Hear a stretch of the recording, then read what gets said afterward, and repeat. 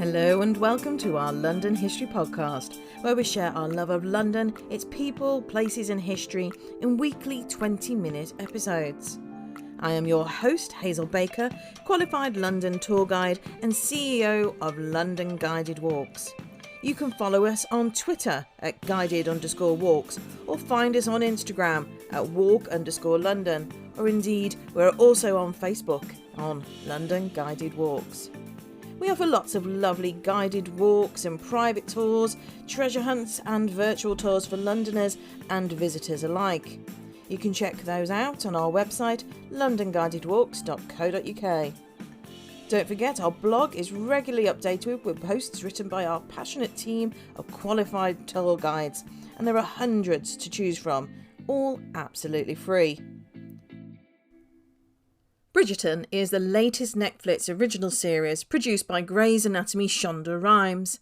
This period drama is based on Julia Quinn's novels set in Regency London. Even if you haven't read the books or even like the idea of a love child of Nanny McPhee and a wedding decorator, the true stars of the series are the buildings themselves. So I thought I'd share with you a little bit of Regency London history from the places mentioned in Bridgerton, either in the books or the latest TV series. Don't worry, you don't have to be familiar with any of the work at all. Just sit back and let me take you back to Regency London. It must have been an exciting time for the aristocratic ton who would venture to London from their country seats for what was known as the season. And in Bridgerton, we have the two main families, the Featheringtons and also the Bridgertons, both coming to London and having resided in Grosvenor Square, Mayfair. Grosvenor Square is very different now compared to during what it was like in the Regency, especially 1813 when the books are set. Grosvenor Square covers about 2.5 hectares and was originally constructed by Sir Richard Grosvenor in the early 18th century. And this was supposed to be a private square, but by the end of the 18th century had become a public space. And the first garden on the site was laid out by William Kent around 1725, and then it was simplified in the early 19th century. Architectural names such as John Soane, John Adams, Geoffrey Wyatt, and then who becomes Geoffrey Wyattville, and also Samuel Wyatt, all have a go at reshaping the face of Grosvenor Square. But in 1813, the houses were no more than 3 stories high and also a little bit less in your face than the ones that we can see now.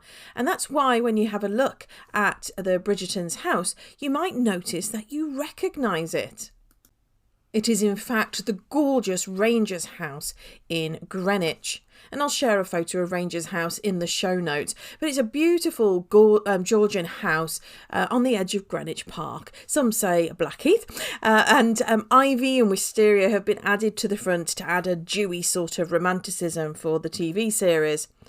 The house itself was built in 1723 and later became the residence for the Rangers of Greenwich Park, and it remained home to aristocrats, royals, all the way until 1902. And we actually have 2 blog posts that you might enjoy on that score. One about Queen Caroline, who married the Prince Regent, and also one about the Queen's house in Greenwich Park, which quite nicely links to the second part of filming for Bridgerton. And the Queen's house is used on 2 different occasions, actually. One when a new wing of Somerset House is opened, and so they use the front of the Queen's house for that. And then they also use the underside of Queen's house. And this is when the Duke of Hastings beats up Lord Berbrooke. And that's underneath the arches in between the Queen's house, which quite fantastically used to be a public road. What brought all these society families into London at the same time? Well, it was the season, of course, and the season was a way of, let's just say, bringing the right sort of people together. And it was an endless whirlwind of festivities and parties with pleasures and excesses, all whilst providing the perfect setting for the largest marriage market in the world. And this is where young women would come out as if being released into a fashionable society during which was called this season. And generally speaking, this was when young girls at the age of about 18 and therefore prime marriageable age. Coming out wasn't for every family. Don't forget, if you think of the Bennet sisters in Jane Austen's Pride and Prejudice, all 5 daughters are out at the same time and none of them were presented at court. And so that's got to do with money and the level of the circle that they're in there. And incidentally, Miss Anne de Bourgh, Lady Catherine de Bourgh's daughter, hasn't been presented at court either, but this time it was due to her ill health. And don't forget, Miss Anne de Bourgh had already been sort of promised to Mr. Darcy, even though we know he has other ideas. A really tough question to answer is, when was the season? Because there are naturally no set dates as to when the season happened. The season fell between 2 rules. One, the general rule, and the other one, the actual practical one. So the season is linked generally to correlate with the parliamentary season. Logic states that when people are in town for parliamentary sessions, then dinners and balls will be planned to a scale that suited the expected influx of the bon ton. The actual dates that the King opened and closed Parliament each year are available from Hansard. 1810 to 1811 was the year with no Christmas, when members of Parliament were in ad hoc meetings over the King's illness. And those meetings were going on well into December. But in 1813, when Bridgerton is first set, this is when Parliament opened in reality in late November. Sports and holidays also had to be considered as well. The hunting season, for example, for grouse started in August, and that's when the aristocracy were usually in their country estates for the summer. Fox hunting season was from about November through to March, which may have contributed to the main London season during the Regency period being delayed until after Easter. So we see evidence of ladies being presented at court on 2 dates before Easter and 2 dates after. And the proper kick-off to the season might have actually delayed them coming out until then. And you might hear the term debutantes as being presented at court, but this was a term that was used a lot later. They were called, they certainly spent a huge amount of money on their future. A dress for coming out, for example, could have cost up to £500 of their money. And that's before you go on to add other expenses such as the carriage or the jewels and the lace. My goodness, the lace! And also the balls in themselves. So you add all of that up and it's going to cost an absolute fortune. And so it's only the wealthy that could throw the balls, attend the balls, in this season.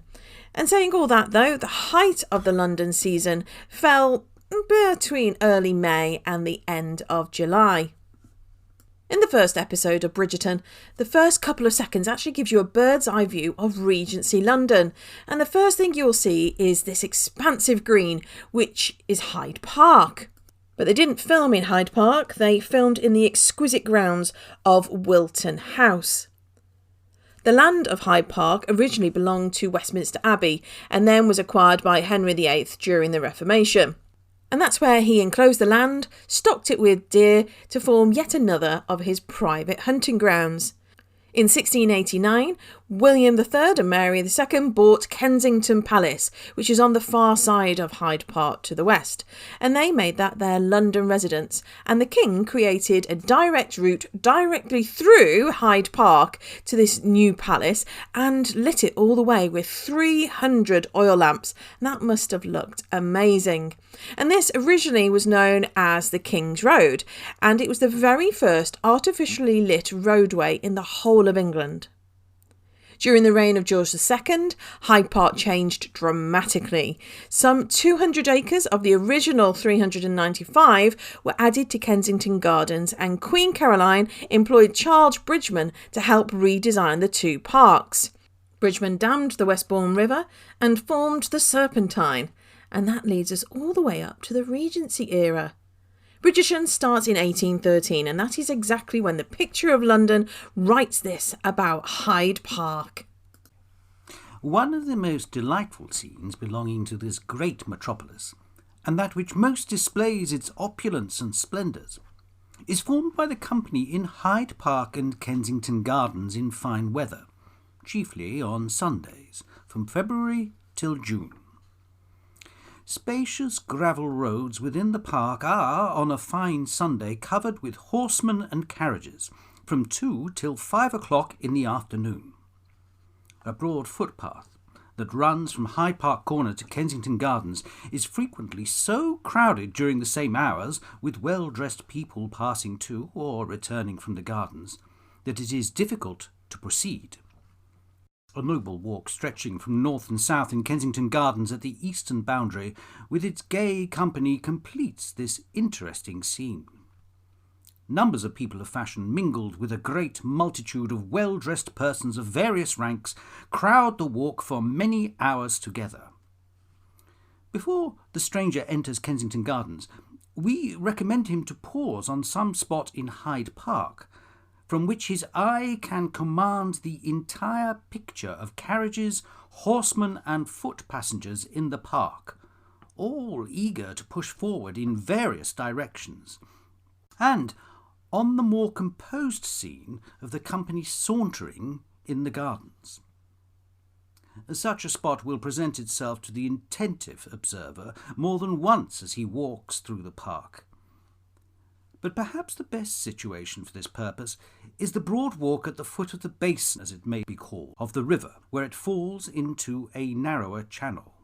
It has been computed that 50,000 people have been seen taking the air at one time in Hyde Park and the Gardens. Nor is this a modern practice, for this spot has been equally resorted to for 200 years past. Remember the King's Road I mentioned about being lit by 300 oil lamps during the reign of William and Mary? Well, its name changed to King's Old Road and then Lumpy Road and then became known as Rotten Row. That's most probably from a corruption of the French for King's Road, Rue de Roi, but we can't know for certain.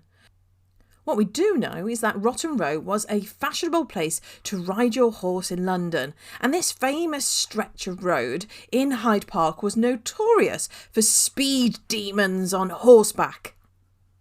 In the prologue to his 1799 play Pizarro, Richard Brinsley Sheridan wrote, "Horsed in Cheapside, scarce yet the gayer spark achieves the Sunday triumph of the park. Scarce yet to see him, dreading to be late, scour the New Road and dash through Grosvenor Gate, anxious yet timorous too, his steed to show the hack Bucephalus of Rotten Row." It must have been absolutely exhausting spending several hours on display for the world, well, at least for society to see. And you were able to get refreshments as well from the Keeper's Lodge, and it's sometimes called the Cake House, and that was built in 1637 on the north side of the Serpentine, and it was where you bought refreshments such as a nice glass of milk or a syllabub or also cheesecakes. And the lodge survived all the way until it was demolished in 1826. Hyde Park was also used for military reviews, and it's a list of amusements in for March. In the Picture of London 1813 wrote, "Towards the end of this month and during most of the spring and summer are to be seen reviews and other military spectacles in Hyde Park, generally 2 or 3 mornings in the week. Notice of these may be had at the offices of the Commander-in-Chief or of the Adjutant-General at the Horse Guards, Whitehall." Other military-themed events that happened in Hyde Park during the Regency period include a mock naval battle, and that was staged actually on the Serpentine, depicting the British defeat of the French, which ended with the French fleet being set on fire. This was followed by a firework display and water rockets. And then there was a grand fair which lasted all week, and these were all part of the festivities and rejoicing that took place in Hyde Park at the consequences of the peace in 1814 and the visit of the Allied sovereigns. Mr. Sarvis Reddings describes with the pen of an eyewitness the review of the Scots Greys in Hyde Park in the presence of the Majesties. "It was amusing to see the activity of the other princes and of the Duke of Wellington in their movements, and the incapacity of the Prince Regent to keep up with them. Already grown, unwieldy and bloated, he was generally left behind in the royal excursions, being too bulky and too Falstaff-like to move about as they did. Decimus Burton gave Hyde Park a makeover in the 1820s, and it hasn't really changed very much since then. The end of the Regency officially ended with the coronation of George IV. The Prince Regent has now been promoted to King, and this was on the 19th of July 1821. In Hyde Park, there was a regatta and a boat race on the Serpentine, followed by illuminations, by coloured lamps and Chinese lanterns, and a huge firework display. Duelling was illegal, and it had been from the early 1700s. And Hyde Park was one of the most popular venues in the 18th century for settling affairs of honour, as they were described. And you might remember that in Poldark, Ross Poldark had duelled with Monk Adderley in Hyde Park in the autumn, and that was the late 18th century. And now in 1813 we have a duel in Bridgerton against the Earl of Hastings and Daphne's oldest brother, the rake, Anthony Bridgerton. In The Romance of Duelling in All Times and Countries in 1868, Andrew Steinman writes about Hyde Park like this. The park was notorious as a place where footpaths crowd and where duels took place without much danger of observation or interference. And in both Poldark and Bridgerton, we see pistols being used in the duels, and this was quite common from the late 18th century in England, and pistols and duelling fences continued to coexist throughout the 19th century, and these duels were holding up based on codes of honour, really. They were not for so much to kill the opponent, but to gain, and I quote, satisfaction, and that's to restore one's honour by demonstrating a willingness to risk one's life for it. Duelling had originally been reserved for male members of nobility, but then it kind of moved to the upper classes by the time what we're talking about. And indeed the mania for duelling had all but died out. It was in its main height, I suppose, during the reigns of Charles I and James II, and that's because gentlemen wore their swords in everyday life. We also see the Queen's residence, the external bit of it is being St James's in CGI, but is actually Hampton Court Palace's courtyard in the filming. And then the interior of the Queen's residence is a Lancaster House in St James's, and also Wilton House near Salisbury, which is also the Grand Hall and dining room for Lady Danbury's house, and also it's used for the external Hastings house as well. Other London locations include Sion House, Bedfordshire, which is the London home for the Duke of Northumberland.